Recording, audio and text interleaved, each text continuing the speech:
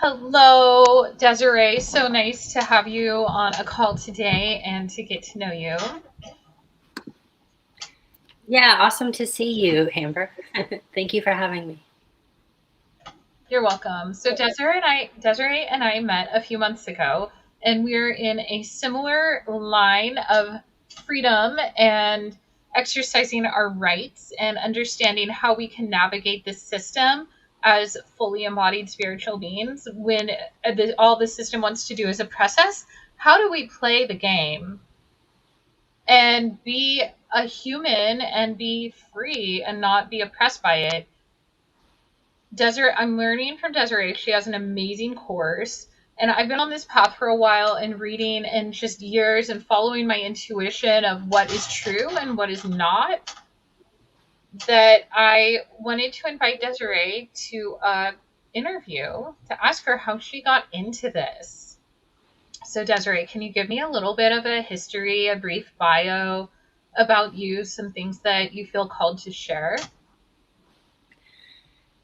Yeah, so I actually got into law. Well, I've naturally had an interest in law. Since I was very young, I actually filed my first lawsuit when I was 18 years old because of a vehicle I had purchased that did not last very long. Now, I lost that initial case. It was probably small claims, but I should have lost the case because I was speaking too much to the car dealer that I had bought the car from, and I had made some mistakes. So I own up to that. But I've just been really passionate about law. And so I've even helped my mother when she was getting evicted from a house because of probate, because she had been with somebody for 15 years and they were evicting her. So I took on her case, and the only thing that made me lose her case, this is about 7 years ago, was that we hired a lawyer. And as soon as we hired a lawyer, because I had the house for 1 year with her, it was a warehouse that she was staying in. I moved in for a while. As soon as we had the lawyer, things were great for like a month and a half. We gave him 2 grand, 1 grand, and then another 2 grand. And then as soon as we quit paying the machine, she lost, and my mother left. Um, so it's a good indicator that hiring a lawyer it's a pay per play, and they also just don't respect your rights. So back when COVID hit, I just got obsessed with law because I started with conspiracy theories. I'm like, oh, this is what's going on in the world. This is crazy. But then it was disempowering because it's like all this stuff I can't do anything about. So then when I saw that you could do something, I saw the One Stupid Fuck course, and I saw, various people on the internet sharing, like David Straight. I followed a lot of his content, and Christopher Hauser. So then I just got obsessed, obviously, and poured myself into study. And then I myself needed to figure out how to run a sacred medicine church privately because statutorily this is not okay. And then so I consulted with lawyers, and I consulted with many different books on the subject, and finally got my first up and running for private work. So just realizing that we have all of this power if we know we do, and you could feel a little helpless looking at the world and seeing you know, how you're just being eaten alive in all these different areas, but it's only if we don't know our rights. So that's my main goal, and that's why I created Self-Governance Mastery, was to teach people that, if you protect your assets in a trust, then they can't be taken with overreach. If you set up a private membership association, then you essentially operate uh, privately, and that's not under the jurisdiction of statutory law. Obviously, we don't harm anyone. We honor our contracts. We respect people, but uh, these are powerful ways to take our power back. And then also, I really like to look into the way that we handle debt, because if anybody knows what money is these days, our power is not in just playing the game, it's in understanding the game and really playing it correctly, not under assumption. So that's my mission, shortly. That's great. I didn't know your mom is essentially your mom's situation is what helped you get into this. Mhm. Yeah. So my expertise is in the PMAs and helping set up those in the unincorporated associations and churches and ministries with the PMA aspect and the trust, and learning about the sovereign, how we can move more sovereignly in debt and in with property. And those are the things that I'm very interested and am learning from you, Desiree. And I love what I love about your course is that it is in, well, for one, it's very practical, and it's also very, it brings down these concepts that can be very abstract, and you offer it simply in clear words that are understandable, and putting all the pieces together, it's wonderful with what I already know. It hasn't conflicted. So I've followed a lot of others and listened to and watched videos, and I will come across things that conflict with what I know and what I've learned from David Edwards, and that I want to make sure that things are in alignment. And there's certain reasons for that. And I've heard of people getting in trouble and going against the system, but they don't have all the pieces in place. So I want to make sure that I found a resource that I'm finding what you're offering is a resource that doesn't have the holes. For one, I see that you're trying it out and you're living what you're sharing. And I really appreciate that. It's, yeah. Awesome, thank you. Yeah, I love to hear about your private membership association work too, because we need all of us on board right now, seeing all the corruption in the world. More and more people are going to want to activate and operate privately. So I just love your story too. Yeah, thank you. The I got into this by spirituality, by spirit. I had been through, I was living in Alaska essentially in many ways as a hermit, staying in my own little family, my own little world, doing a lot of paintings and playing music and taking care of my voice.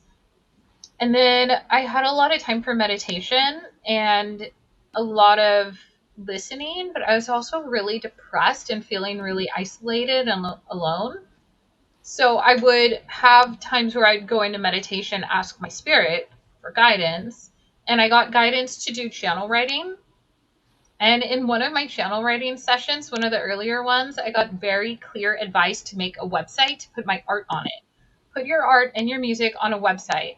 And I had no idea what I was doing. And I started a WordPress site where the server was the laptop. And like that's actually really complicated stuff to start doing right away. And it got me into the web design stuff, and it also got me to put my art out there. And then a year later, I downloaded from Spirit a business plan for an organization called Enlighten. And it was about 30 pages, maybe 32 handwritten, and then typed up, it was 11. And that, what is in that business plan is the spiritual mission of Enlighten, and part of our spiritual affirmations and what we are. And it's like things like I am a spiritually embodied human being on the planet Earth. And I have rights. I have rights to experience my emotions and to experience the fullness of what I'm capable of without having anybody impede upon it. And having there a lot of affirmations about what it means to be here. And this has led me, when I was reading it afterwards, after I wrote it, I was like, whoa, I really need to up level myself so that I can bring this into the world. And it's been a lot of stair steps and life shifts and changes to make that happen. For a few years, I had a group together in Enlighten, and we were doing energy healing, remote energy healing together as a group. And at one point, I was like, okay, this is great. We got this going. But then where else is it going to go? And I wanted to have some sort of formal organization for it. I was looking at nonprofit, and I got a board together. But then I kept hesitating. The paperwork was so complicated, hundreds of pages from the IRS about what it means to be a nonprofit. And I was like, this does not feel right. Something didn't feel right. And I had a block. And so I went into meditation and I asked Spirit, why do I have a block? And I got a very clear message back that somebody will come and help you, and it'll be different than you thought it would be. And it'll be fine. Just wait. And so I waited maybe 6 or 8 months or something like that. And then I met who is now an ex of mine, but he shared with me about PMAs. And also, this was after COVID. So I had brought my children into a Freedom Learning Center, and it was a PMA.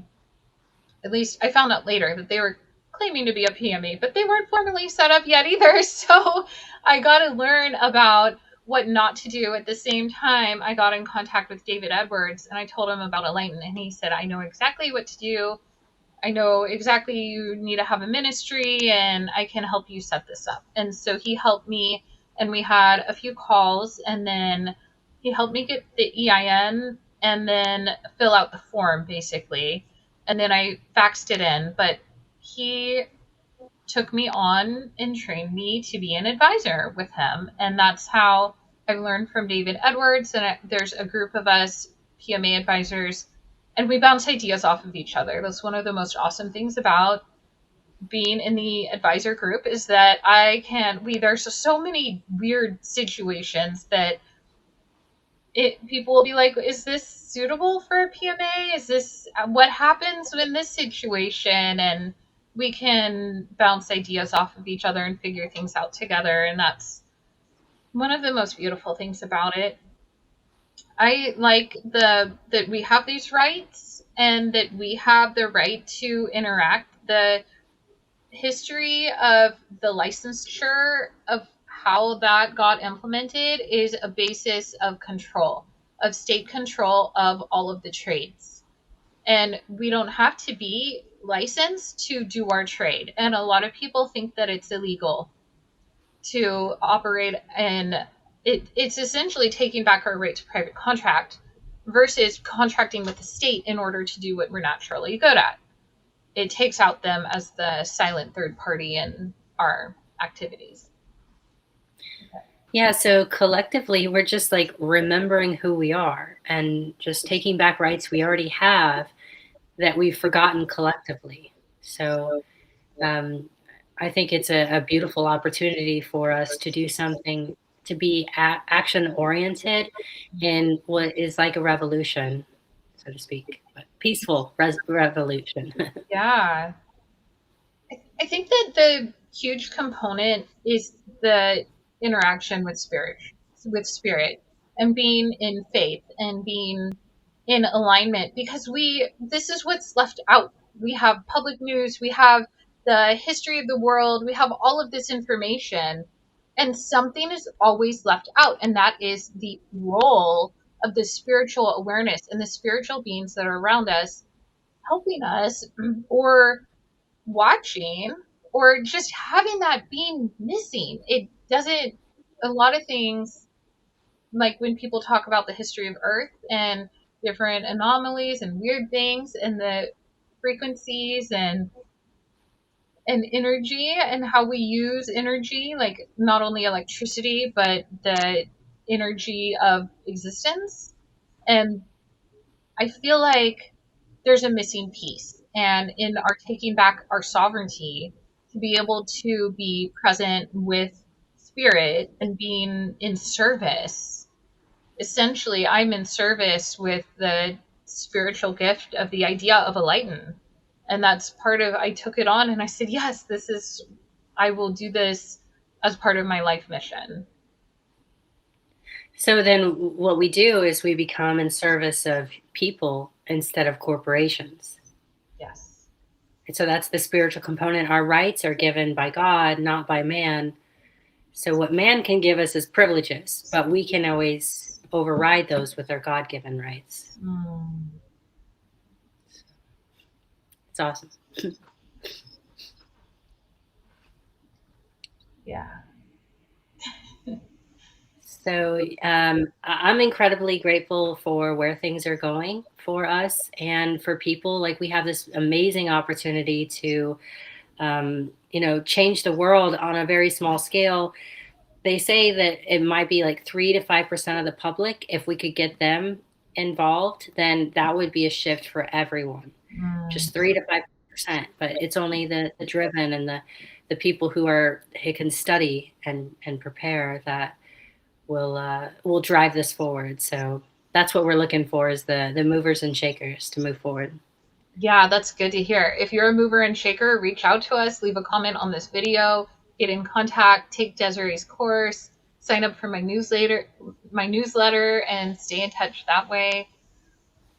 I think that 3 to 5% are already watching and learning. There's so much information out there now about the corruption and the control, and then also the outlets of freedom and what we can do. But then only a small percentage of those who are watching take action. So there's going to be a tipping point. Right. We're here for it. So we will drop links in the comments or in the description as well. So Yeah, sounds good. All right. awesome. Thank you, Thank you for Desiree. having me.